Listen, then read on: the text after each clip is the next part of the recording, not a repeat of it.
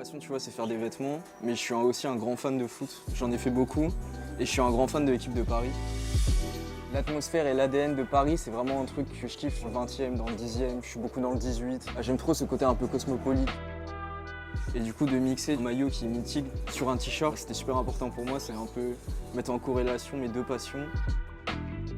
Ça me permet aussi de faire des produits qui changent. Genre là, je teste un nouveau process, la sérigraphie. J'adore l'idée, c'est grave cool et on a ce produit-là. Là, en gros, on est dans mon atelier. C'est un peu tout mon espace de confection où je crée ici. Je dors des fois ici. J'ai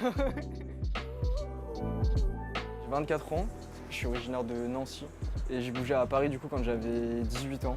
J'étais déjà dans la salle en étant toujours à Nancy, mais c'est vrai que de pouvoir être à Paris, ça m'a donné plus d'opportunités pour rencontrer des gens et vraiment vivre de ça, quoi. J'ai suivi un cursus de 1 an dans une école de mode, mais sauf qu'en amont, je faisais déjà mes trucs en freelance, déjà mes trucs de vintage, etc. J'ai un peu une friperie en ligne. Du coup, je vais sourcer des habits un peu vintage, d'archives. Je prends aussi mon inspi de là-bas. C'est les pièces du coup que je fais entièrement de A à Z et que je couds. Moi, ma spécialité, c'est d'utiliser soit du molleton, du bore-coat comme ceci ou du nylon. Du coup, des matières assez sportswear. Et tout ça, ça vient d'un déstockage de tissus qui se trouve à Bobigny. Je peux récupérer des 20-30 mètres, du coup, je peux faire des petites séries, des petites collections avec. Et la particularité de mes pièces aussi, c'est que je fais les teintures moi-même de base. Tous les tissus sont blancs de l'intérieur et cousus comme si c'était l'extérieur. Pour la coudre, c'est environ 4-5 heures. Ça fait partie de la même collection, du coup pareil, toutes les teintures c'est fait par moi-même. C'est réglable à la taille, à la cheville, tout type de morphologie peut les porter. Je voulais sortir ça, mais juste la capuche cagoule qu'on peut porter, que ce soit en été comme hiver. Il y a toujours le même système du coup de resserrage avec les stoppers. La matière est déperlante. C'est vraiment des pièces que j'aime bien, que j'affectionne bien. C'est vraiment la DA et la vision d'ambiguïté. Que ce soit avec le délavage, la teinture, les mélanges de bimatières, etc.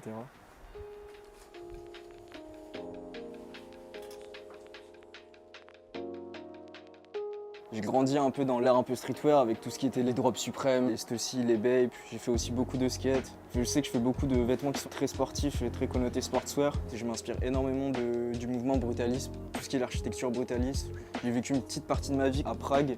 Et rien que me balader, tu vois, voir tout le mouvement architectural, je sais que j'aime bien les trucs qui sont un peu déconstruits, mais qui soient à la fois bien faits, avec de bonnes finitions, mais tout un vêtement déconstruit. Et donc, c'est pourquoi, avec la connotation de mot ambiguïté, je trouve que ça colle assez bien.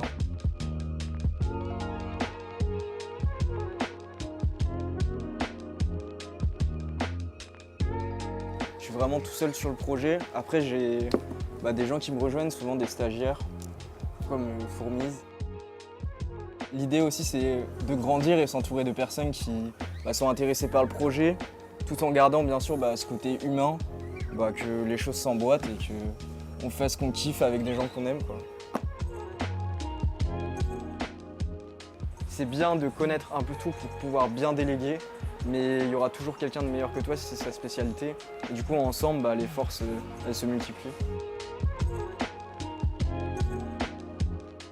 Je pense que c'est important d'avoir conscience et de connaître les enjeux du secteur dans lequel tu travailles, que ce soit n'importe quel secteur, d'en prendre conscience et de faire du coup le plus possible des démarches qui soient dans le bon sens pour l'être humain, que ce soit au niveau de l'écologie, surtout même au niveau de l'éthique, de comment tes produits vont être fabriqués, comment tu vas les faire.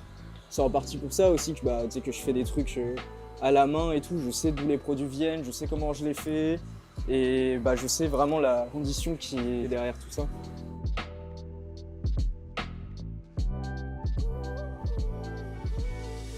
De 50% de ça et les autres 50% c'est plus tous les vêtements d'archives que je revends, etc. Mais dans ma tête, il y a 80% du temps, c'est je pense, je mange ambiguïté. Mais petit à petit, du coup, ça augmente et je vois quand je fais des événements ou autres. Avant, j'étais sur un principe où je vendais 50% de fripe, 50% de ma marque. Maintenant, je vends plus 80%, c'est que ma marque. Et encore, souvent, j'ai pas assez de stock, etc. Je sais pas comment expliquer ça, mais ça donne un peu un sens à genre ma vie ou choses comme ça. C'est vraiment ma passion, ce que je kiffe faire. Et là, de voir que ça prend petit à petit, non, ça fait plaisir vraiment. Ça fait plaisir. Il y a de l'évolution, quoi. Comment je vois la suite, en vrai, toujours continuer à grind, hein. Continuer à grind, à taffer, toujours plus, sortir des trucs. Par exemple là, je suis dans un rythme où j'essaie d'avoir une sortie tous les 2 mois, que les gens ils voient un peu la nouveauté, mais moi j'innove sur chaque truc que je fais, je pense aux collections 5 à 6 mois avant de sortir des choses et ouais, de continuer, hein.